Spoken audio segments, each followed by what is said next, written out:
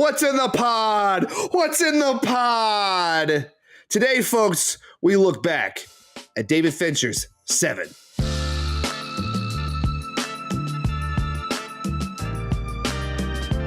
Hello, welcome back to another edition of The Look Back. I am the necromancer of film, Joshua Klein, always joined by my loving co-host, who is like a brother to me, Frankie. Frankie, say something to the people.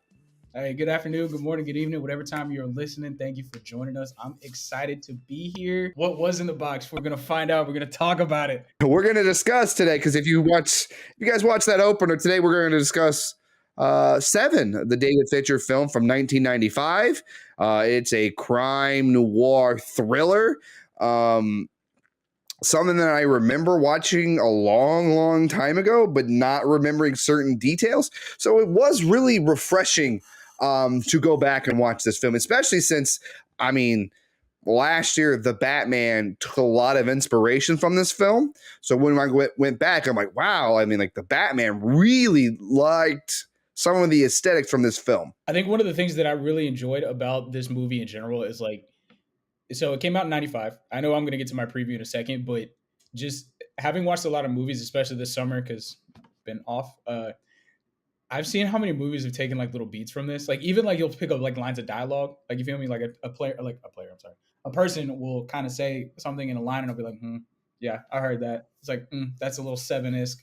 So I'm really excited to talk about it, man. We can dive into it though. Let's get to it. Yes.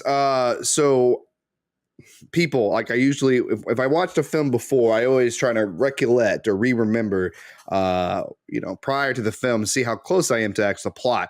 So, but when it comes to this movie, there's only a few things that I remember. Number one, Morgan Freeman and Brad Pitt were in the movie, and they were detectives. I remember that. I remember seeing a giant fat man who was dead, and it's I remember that. And of course, what's in the box is such a meme right now that people know what's in the box before they know it's from Se7en. People who watch the film with me, my fiance in general, she's like, "Oh, this is what this movie's from." So people know the meme more than they know the movie. And I guess another film that I kept being reminded to was Silence of the Lambs. This film came after Silence of the Lambs, and I feel like some of the thrillers and kind of the stylish ways it does things, it's kind of Silence of the Lambs, but David Fincher himself, I think the next film he makes is Fight Club. I think Fight Club is 1999. So, and I never seen Fight Club.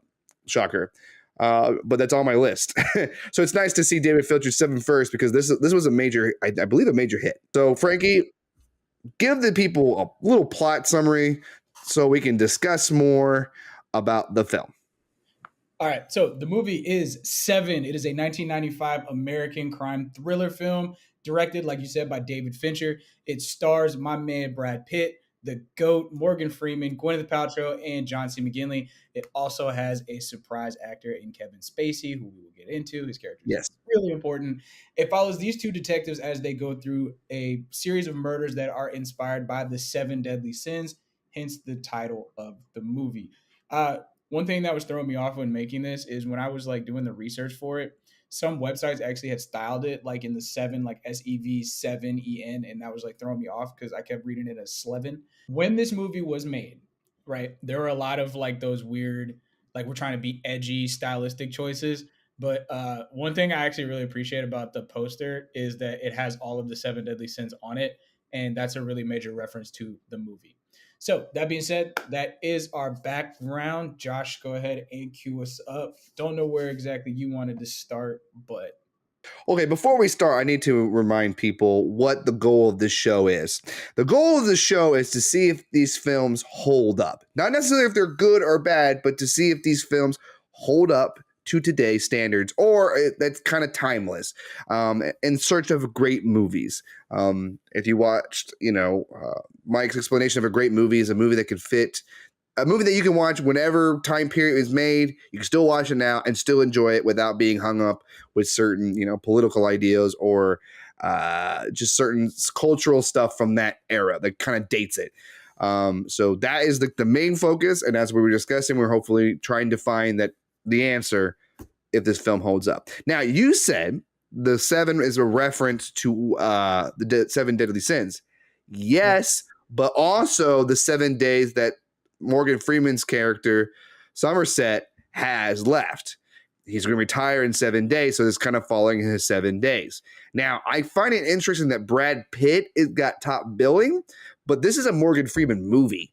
Like, to me, this feels like more as a Morgan Freeman, like Somerset is a detective that we follow the most. I mean, the movie opens up with Morgan Freeman and how orderly he is, and it feels like, he is all about the details, which we'll find out, as he's a homicide detective. He's been doing it for so long in this town. It's called Metro. This town is not real, but the vibes I got from this was Gotham City. The raining, the murder, the crime out the way. It felt like this could have been Gotham City, and that Morgan Freeman could have been a Gordon, and then a new kid's coming in, something like that. But I love the opening because the opening of the film already sets up how detail oriented Somerset is. Yeah, I had him doing like all those little meticulous things. I think it's really interesting when you see like, especially these like mid '90s movies, you used to see like at least one character that was always like, reading a newspaper or reading something to show like, oh, this guy's smart. But with Morgan Freeman's character, you're seeing like, nah, he is like by the book. Like, I'm, like it says, 7 days from retirement. I'm not doing anything too crazy. I'm not doing too much. I'm doing just enough to make sure that we're getting through this. So yeah, that opening scene was great. I also enjoyed too just some of the like subtle details about like how he had been investigating, just because you can see like other stuff he had kind of done, and then obviously it leads into everything with the movie. Right, and also the how he handles crime scenes was also showed up right away. When he's investigating a crime of passion, as the cop's saying, and Morgan Freeman's asking questions. Did the kid see it? Like trying to piece away why somebody murdered this person. But the cops are so more like, who cares? We got the person who did it. They did this murder because of this reason. Who cares? Done and over with. Let's not go into details, which is interesting because it sets up more about how it has to be detail oriented. And I think by the end of this movie, I think he doesn't retire. Like the way he ends this film, especially the demise of Brad Pitt, which we'll get into because he is a problematical character in this film. But what's your feelings about Morgan Freeman? Because I think Morgan Freeman killed this role. I think he was perfectly casted. I feel a lot of his pain, especially because the city is such like Gotham City. It's tearing itself apart. It's crime filled. We're worrying about these high level murders, but there's murders like 4 blocks from his house, and like we're not caring about them. Like people are being slaughtered. Like he's a guy's like, I do a lot to be a cop, but he's not seeing the results. It's like right before Batman happens, like cops are just like, what's the fucking point of doing this thing? It's very nihilistic, I would say. Mm-hmm. Yeah, no, I really enjoyed Morgan Freeman's performance, man. I really thought that what he was doing and how, like, I don't want to put it, like, the way he played this character, how you said you felt like his pain, you felt like his emotions. I really felt that. And it wasn't like he was yelling. It wasn't like he was doing all this stuff. Like, he's emotional, don't get me wrong. But it's like the way, it's the timing of the words, right? I've always heard like actors talking about sometimes it's not like the line, it's how you deliver the line. Right, it helps you to like kind of describe that character, and I think that's what happens a lot in this movie, right? And same with Brad Pitt. Like, there's sometimes with Brad Pitt's character, it's like it's not what he says, but what he does and his actions and everything. And yeah, man, I loved Morgan Freeman's performance in this. Man, did he win any awards for this one? I actually didn't see. I'm checking now. I don't know. I don't think so. I think this was a commercial hit. I don't think it was an Oscar hit. No, it's not saying anything too crazy. It's saying it was a hit though. Yes, it made money commercially. I don't think it made anything in the award season.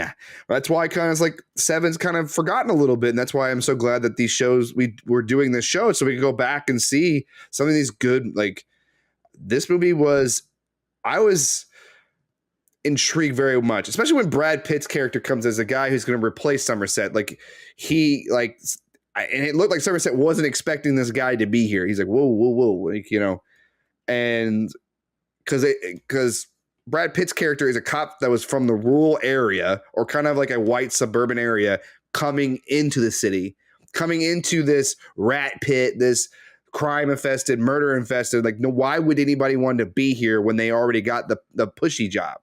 And it felt like Brad Pitt wants to be a hero, who wants the glory, he wants to say, quote unquote, make a difference. But when everything is like no matter what you do, it just keeps getting worse. Like I said, the nihilist. Like, I felt like Somerset is so nihilistic about everything he's doing, but it's the intrigue of the murders, I think, that makes him like work. Like, he likes puzzles. And like once they do when they first meet the fat guy, it's like he started asking questions, even to the point where he's telling Brad Pitt, like, hey, go knock door to door and see what happened. Like get out of here. Like, this is bigger than what you think. No pun intended, because the dude is big. And I loved how the film just jumps us in right away into that first sin, gluttony. And so one thing I wanted to note before we get too deep into this, so it is based on the 7 deadly sins and the 7 days, but it also has references to other Christian things in Christianity, such as like it's not just the sin itself, but it's also the act of like what sinning is and how it's like, I mean, the killer wasn't just going after anyone. He was going after specific people, but he knew multiple versions of that specific person.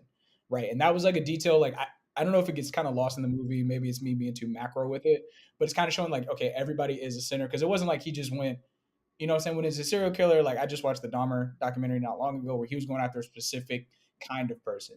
This one is going after like everybody, which makes it like way scarier. Especially since the killer had the murders weren't connected to anything. Like, so another film that I thought about that was ripped off. This film got ripped off by another film. Saw. That first Saw movie feels like this movie, to the point where there's an elderly black man investigating these weird contraption murders that are kind of like lessons. I mean, it's like, wow. Like, so many movies aped off this movie. Yeah. So like, I want to get to Brad Pitt because I have problems with him. Like, I do not like him. I don't think I'm supposed to like him because he's a hothead, a young kid who's a hothead. He says, I would say this. Morgan Freeman and Brad Pitt as a pair work for me because they're so completely different. White and black, calm and angry, old and new. And then when they finally work on the case together, it was like, wow, they're really, really clicking. Until John Doe had the upper hand. We find out the killer's named John Doe, but we don't know that's his real name. He just kind of goes by it. It's almost like a Batman supervillain. Like that's like, wow. Like, a lot of this stuff goes back to like how I feel about Gotham City. Like it was Matt Reeves. Well, I know we're not reviewing the Batman, but Matt Reeves really understanding Gotham City a little bit.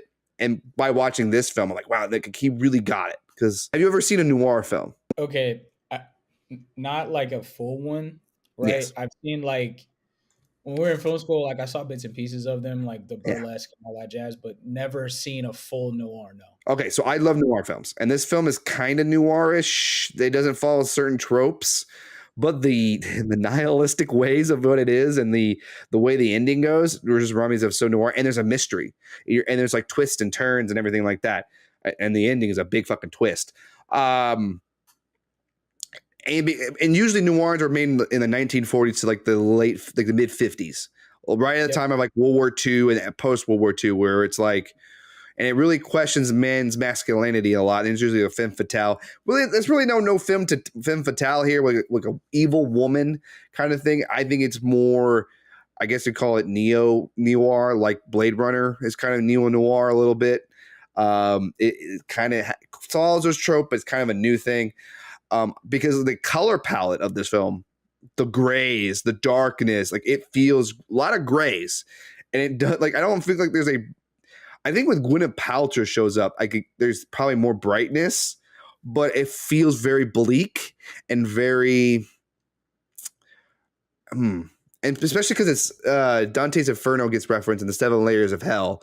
I wonder if this Metro is a layer of hell. Okay, so the way that Metro seems to me is like almost like a 7th layer of hell, because Dante's Inferno gets referenced and stuff like that, and because of the bleakness and how like so there's so much sinning going on, you can almost say like this they are in a sense of hell.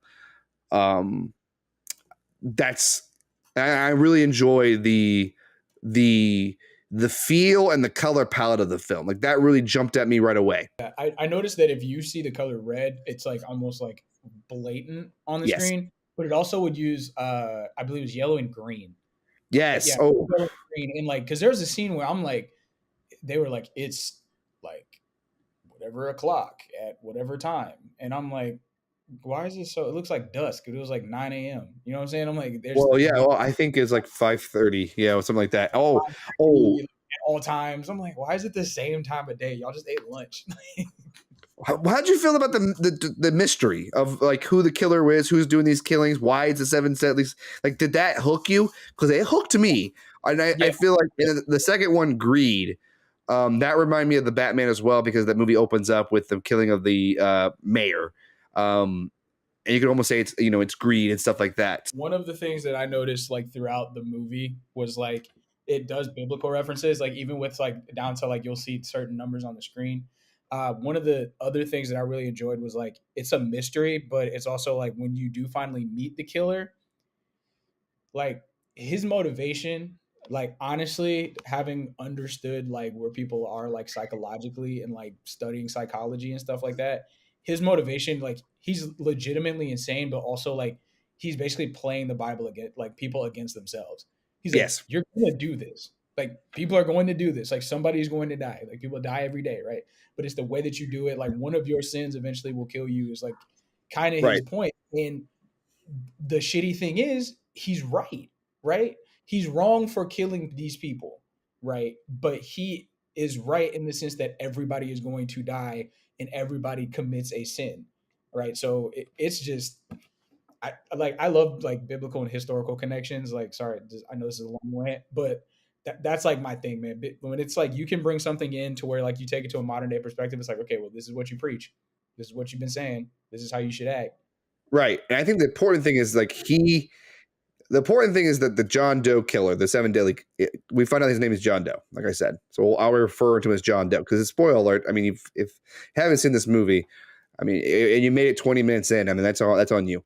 Um, so John Doe, I mean, like when you look at like how the killers were done, I felt like it could have been a horror. This could have been a horror film where we could have saw the killings being done. I like how we are introduced to the deaths through like how the homicide guys would do it, and they're trying to figure out what's going on, and you get the reports back, and you're like, well, the fat guy was feeding himself, was like force feeding himself, and with a gun pressed on his head. All right, so same thing with the guy with greed. It was like the pound of flesh, Shylock. Merchant of Venice. I read for Merchant of Venice when I was in Catholic school, so I know about the pound of flesh. And he's like, all right, so he picked the fleshy part that wouldn't hurt him that much, so he got his love handles. That was awesome. The lust one, I feel like, is like the one that is a visceral.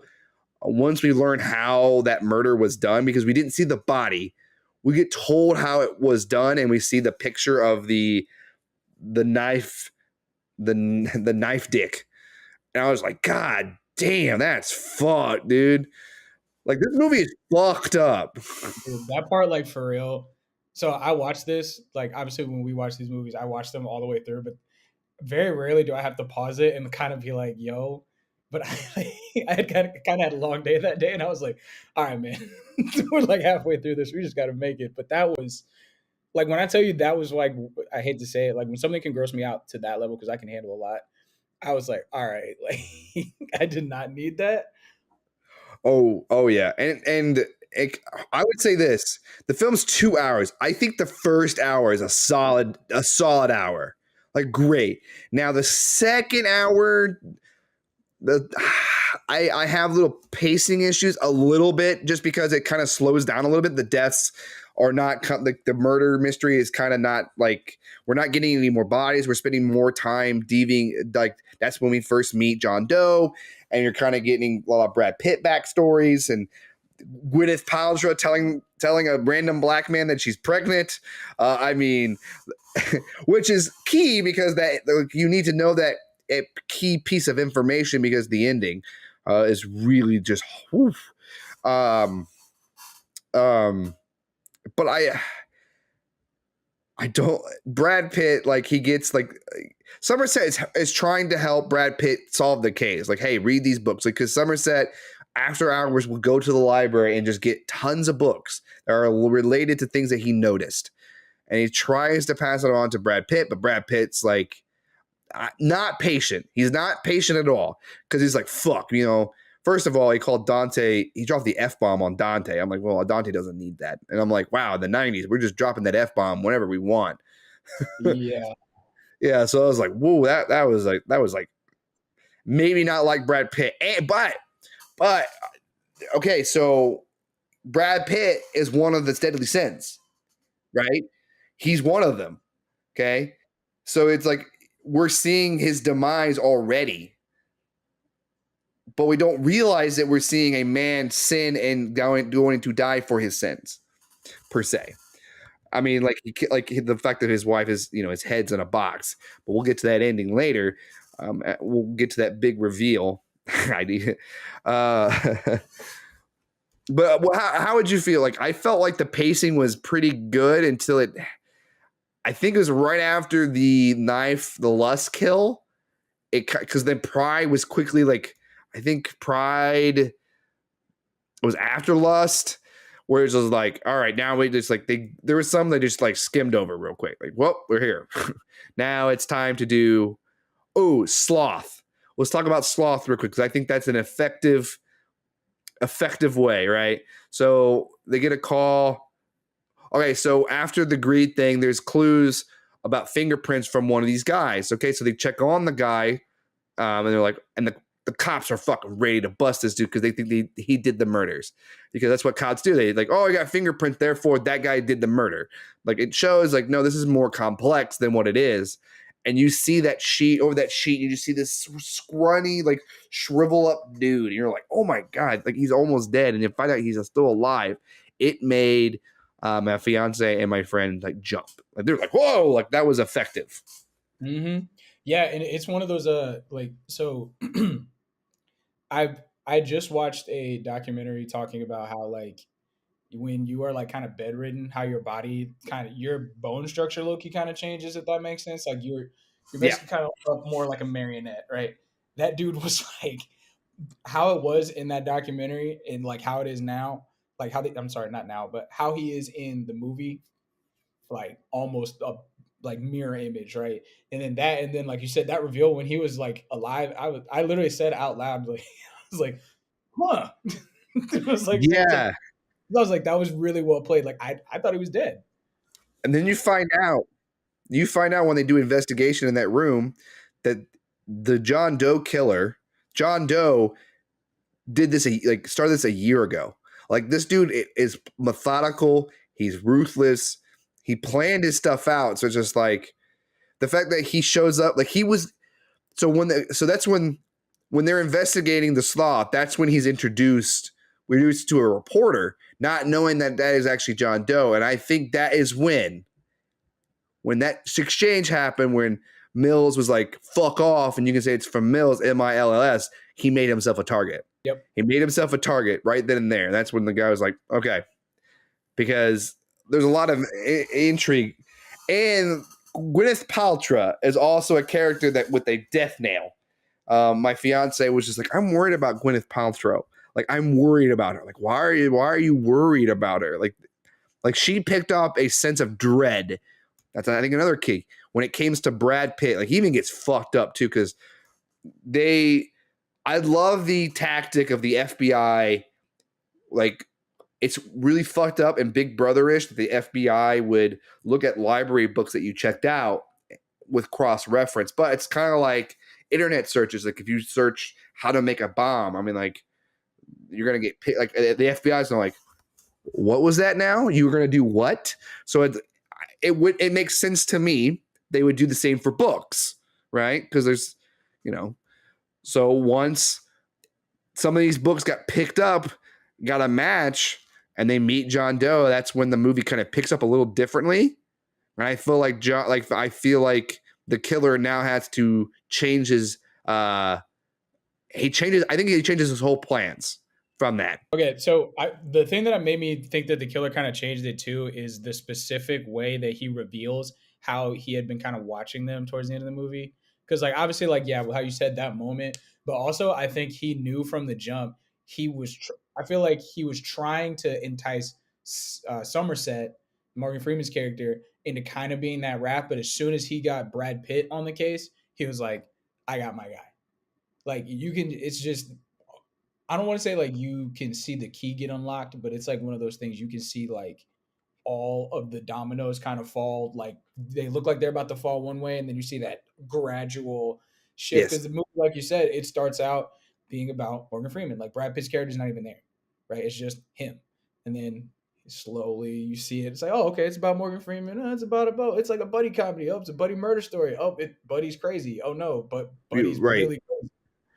It's kind of it's like he couldn't handle the city. Like it felt like the city ate him up. Like it felt like, especially in the way that Somerset was like, "I'll be around." Kind of like sounds like he's seen like a lot of his partners, or a lot of people who come into homicide go down this route of like losing themselves because it's a city of dread and death and despair and nihilistic. I mean, I'm gonna return to those worlds because that's what I feel when I watch this film. Because that ending is nihilistic as fuck. It's not a happy ending. It is not. Um, because like once the killer is revealed, once the killer turns himself in, you're like, well, why would he do that?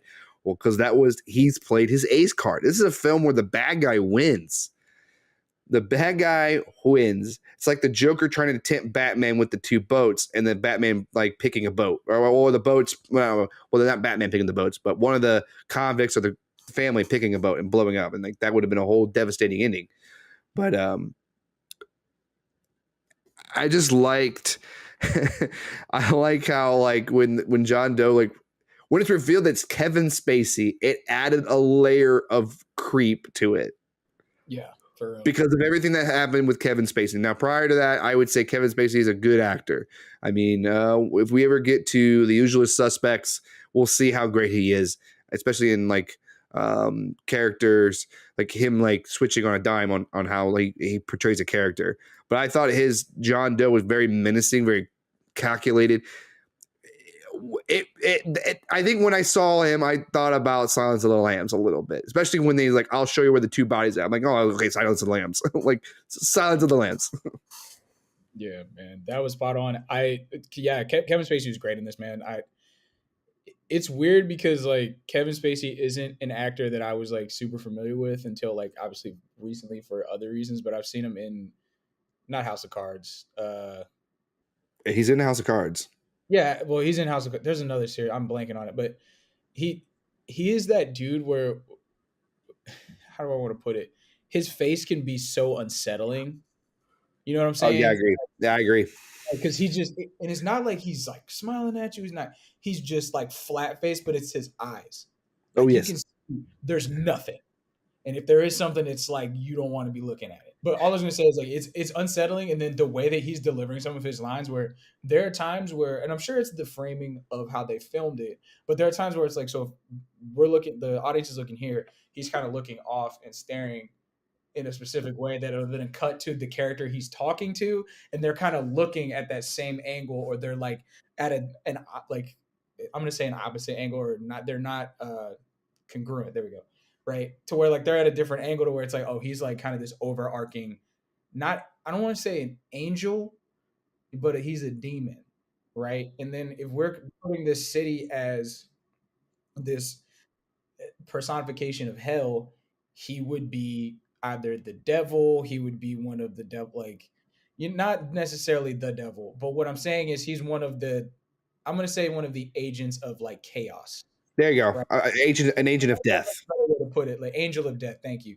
Try Yeah. not to be too on the nose with it, but he's an angel of chaos because it's more than just the killings of people. It's also like the hysteria that comes with it. It's all of the other things that happen because, like we said earlier, he's killing people like that are like he kills the prostitute, right? Right. He just chose a random one, but now I think all a of prostitute. I think it's a prostitute. I think he says a prostitute that spread a disease. I think she had a disease that she was spreading. Okay. See, I didn't catch. I know the one guy we talked about that was tied up was because he was a pedophile, and then some of the other people like I remember them saying like small details, but I didn't catch that one. So, well, okay. it's. I think the ending when he's showing them the two bodies, quote unquote. Brad Pitt and Morgan Freeman are trying to, Somerset and Mills. I would say that's not Somerset and Mills are asking John Doe questions, because he only wanted to go on to show these two bodies to these two people. Because I actually, when he says he admired Mills, I think which is weird. I find it funny that he admires Mills and not Somerset, because Somerset's the one that was figuring this stuff out. But I think he admires Mills in the way he carries his sin. Like the way that he is so like trying to be a hero while sinning. like he's trying to be this white and shining armor, but he's actually not at all. Like that is actually Morgan Freeman's character. Because even like when Somerset's trying to requit, the detective is just like no. I love how when he like when the gluttony thing happened, Somerset didn't want the case too big. I mean, he knows like if I continue doing this, it's like we'll do all this evidence. We'll do all this work for evidence in court, and and he won't even get away. Like he'll get away, or like it just like we'll do this for nothing. That's how he feels. So he's like, I quit, and then Mills like, I want it. Like fuck him, I want it, and that's where I'm like, oh man, like that's kind of like prideful. Like it felt like even Mills had a lot of the 7 deadly sins. Like he was absolutely practicing it at all times. We never saw lust. We never saw him cheat. It'd be interesting. There's a plot line of him cheating, but I mean, pride. He's greedful. So, not to cut you off. Only thing I wrote down. So I actually wrote down literally what you just said. He shows an example of every deadly sin, and I think the lust could be considered. There's like that part where he makes like a comment about a woman, like that, and I know he makes a couple comments like obviously about his like girlfriend, or is it his fiance? They married. Okay, yeah. So I know he makes a couple comments about Gwyneth Paltrow. Obviously, I mean that's what she's there for. Which I don't know if that would be the consideration, but every other one you have like a concrete. Gluttony. Smoking. Ah, okay, all right, yeah. There you go. Yes. Hold on. Let me go back to I'm sorry. So the sloth is the only one I'm confused about because sloth is assortment of ideas. So he was always talking about what he wanted to do. What was the other one? And then obviously we talk about pride because he's really prideful. The lust could be the comments, envy and wrath. I think he envied Somerset, and then obviously wrath was his sin that he will die for. Exactly. Because like he killed. And I liked how John Doe is dressed in red as well. Like his jumpsuit is red. Mm-hmm. That was really cool. And we were trying to figure out how there was no fingerprints. And you find out that he sawed off his fingerprints. Yep, he had burned off his. So is that like something? Was that something that was known that people did at the time in the 90s? Because like that was something. It could be another 7 ripoff. Yeah, okay. There are like there's like been documented cases of people trying to do that. I don't know if they've been successful. But like, yeah, no, I remember like that scene, like when I saw it the first time, like I was like 12. So I don't really remember it. I was watching with my dad and my uncle. It was like not the TV version, but the HBO. So watching this again, seeing like that little detail, I was like, oh, that's why they were finding fingerprints. Because I thought that was a plot hole. Like for all these years, I was like, they never talked about that. And I thought it was like maybe like a plot twist. And then it hit me. I was like, yeah, this is why. Because again, I was 13, probably not paying attention. But man, yeah. The red jumpsuit, and then like it kept giving me Us vibes for a hot second. I was like, oh damn, Peel did it again. No. So I mean, the Mills is the one. I guess that's why you make Mills the main character, is because he's he's going into this hellish place, and his sins are showing themselves, revealing themselves to the world, and that's why you could say John Doe is envy, because technically he is the death of envy, because he envied Mills because of, I don't know if it's because of Gwyneth Paltrow, because she's a beautiful woman. It's like I envy the fact that I had to kill her. Like, oh wow, like, you son of a bitch, you sick fuck. Okay, so most of the things that we see in the movie, right? If you go back and pay attention, there are specific clues and moments in the movie, especially because I've seen it now twice. Because obviously watched it 13, watched it again last week, watched it again before we did this. There are actually a couple of times where you can kind of see like tips to the ending of the movie, because you constantly see Yes. them looking around. Like they're like, they know somebody's watching them, especially the second half of the movie. And like after the, specifically like you said, the yo, it's from Mills. Tell him Mills. I cannot remember the line. You said it best. Mills, fuck. He told, like, it's Mills, fuck off. Yeah, right. Because notice, like, there's like a noticeable. You see Gwyneth Paltrow, you see her. You're seeing more of her randomly. She's really not like a major character for a hot second in the movie, and then all of a sudden she becomes really relevant, and then she's just gone. Correct. Okay. So that being said, Josh, let's go ahead and talk about the ending, which is really, that's what's in the pod. You know what I'm saying? That is Yes. what the pod is about today. Is what was in that box. Yes. So I felt like, and I love the fact that we didn't get to see inside the box. We use our imagination. Like, is it a straight head? Did he do something to the head? And actually, Morgan Freeman Somerset's the only one. Like, when he sees it, he knows that, like, he knows. It's like when Somerset sees the box, he automatically already knows what's going to happen next. He figures it out. Like, oh shit! Like, this is the plot. This is the plot. Like, the two bodies is this one, and then he knows that Mills is gonna kill him, and then he's trying to stop it. Throw your gun away. Put it down. Like, Somerset is trying to save his soul, trying to make a difference, but the sin, the evil within the city gets to Mills, and he becomes wrathful and shoots him. And I like the whole setup, because there's like a bail, because, like, you know, John Doe's like, oh, you know, you'll find out what, like, in the end, like, he's hyping up this end, like, oh, you're gonna be very surprised, like, oh yeah, like you. And the way that sets up, it's like he turns himself in and he's like, look, I will show them. I'll show these two cops only the last two bodies, and I'll plead guilty. I'll plead guilty. But if they do not come, they fuck around, I will plead insanity. So it's like, oh, bit of a barrel. So it's like, that was like, and even Somerset was like, what's going on? Because, like, Somerset and Mills picked up right away, like, something ain't right. Something's off here. And they starting to, they're smelling something stinky. Stinky was going on here, and especially when they're in the cop car, they're kind of questioning. They're trying to figure out what's going on. But I love how Kevin Spacey, John Doe, is straight face. He really doesn't get too emotional. He got a little emotional a little bit when they were talking about the murders. And he's pointing out how evil these people were, and that they're not going to be missed, and like what he's doing is good. Like, he's justifying his murders. I thought that was pretty well done. And then when you see, like, oh good, like, we still have time, like the package is late, like, he knows, like, I set this package up, oh, we have some time to talk, I can't believe we're gonna do this. And that's when he drops, like, I was envy of you. I'm like, oh shit. So when Somerset sees, like, the box, it was just like, his Morgan Freeman does such a great job with expressing what's in the box on his point of view that I never need to see it, because I saw it through his eyes. I saw it through his face.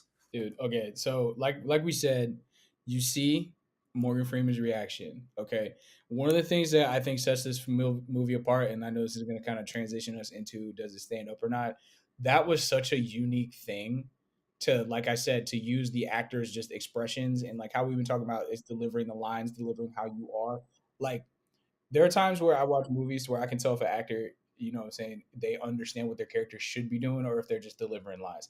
That one, Morgan Freeman was like, he could have said some like, get somebody over here. He could have said, oh my God. He just literally, and just the look. And it wasn't just that he looked up, it was kind of a slow, like, yo, what is going on? Like, no way this just happened. Like, somebody needs to come and take the care of this look. And Them taking Brad Pitt away, that was like the hard part. I was like, dude, I cannot imagine like losing, like being on the investigation and all the stuff he had gone through, and then just to be like, oh, you are a part of this too. Like you didn't see the message I was trying to convey.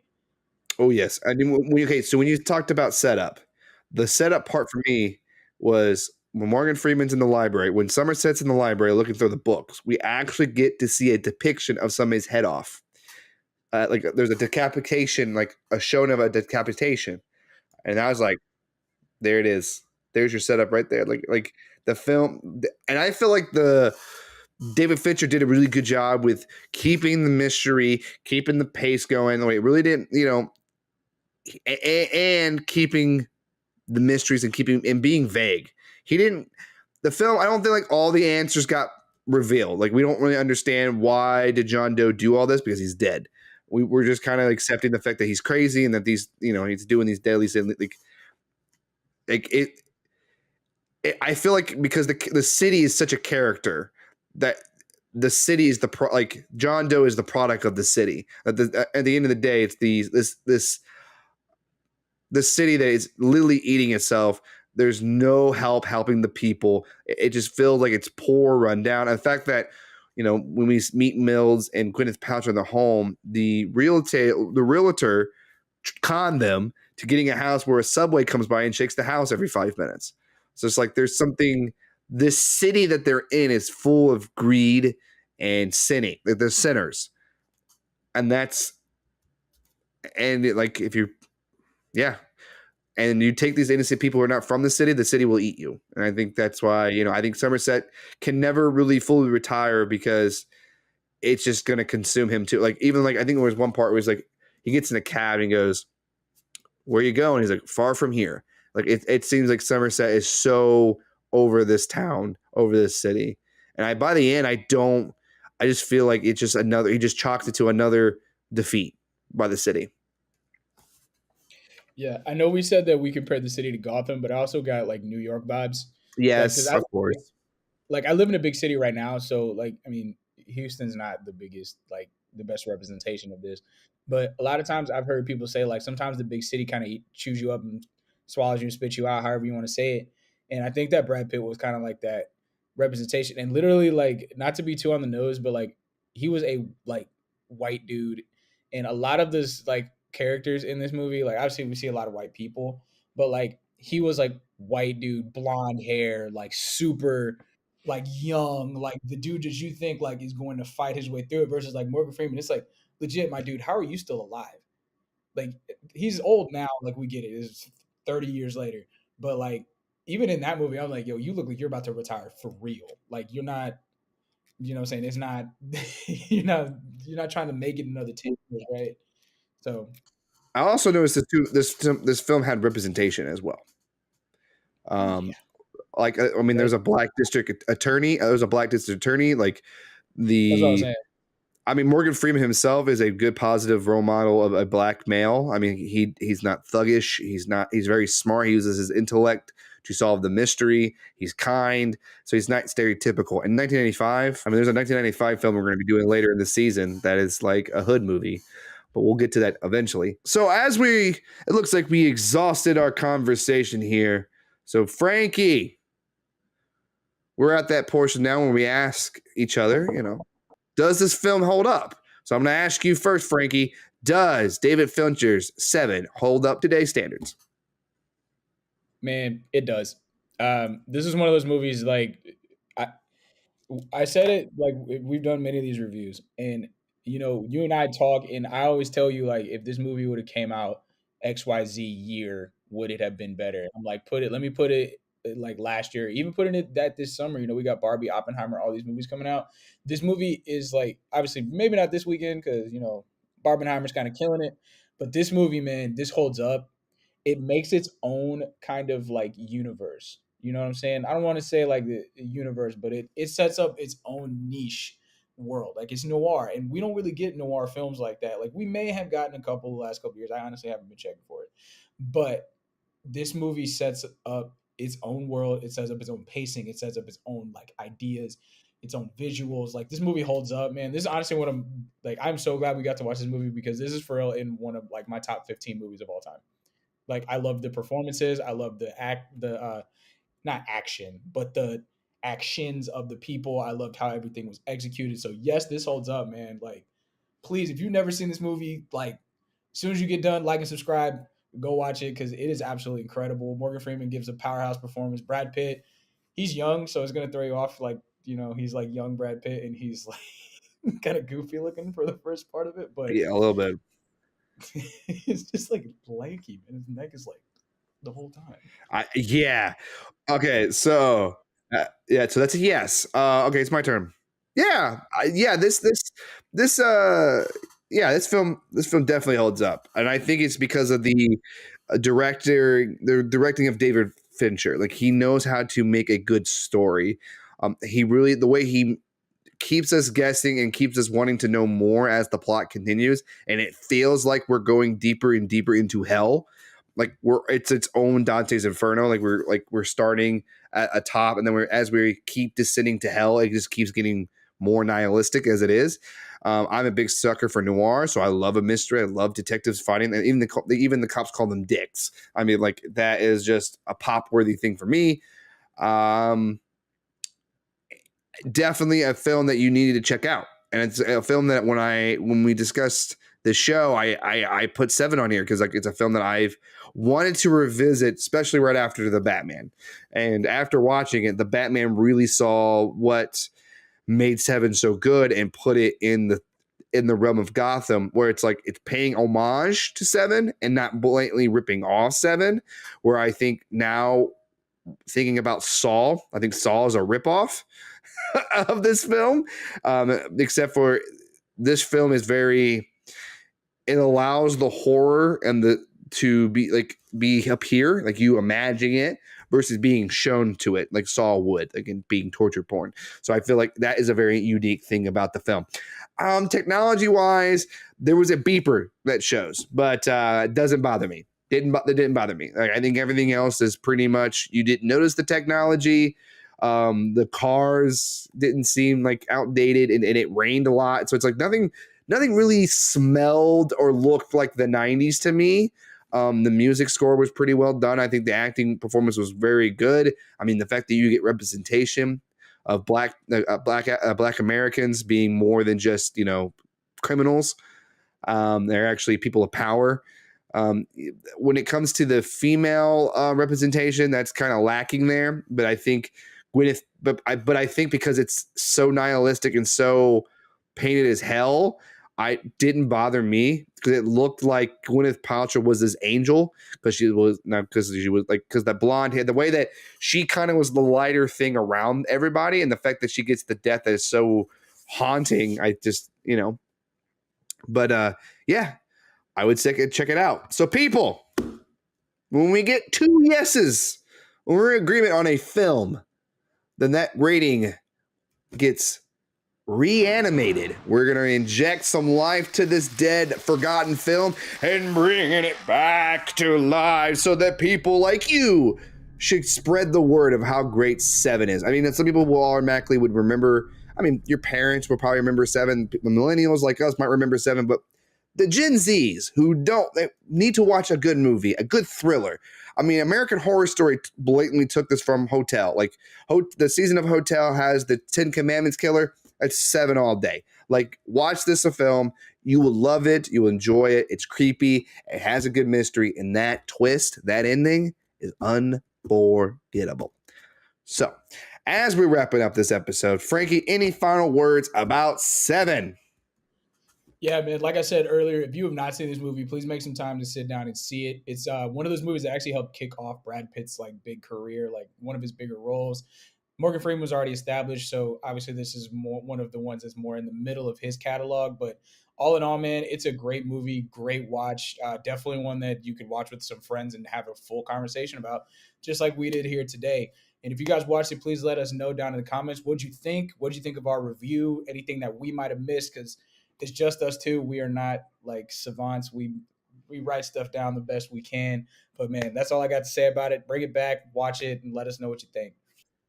Yeah, so if you enjoyed this episode and want to know more, want to see more of our content, please like and subscribe and hit that notification button, because at 6 o'clock on Saturday, you get a new episode of The Look Back where we review older movies and see if they hold up. But I am also on another show called The Lock Up that is every Wednesday at noon with my buddy Dylan.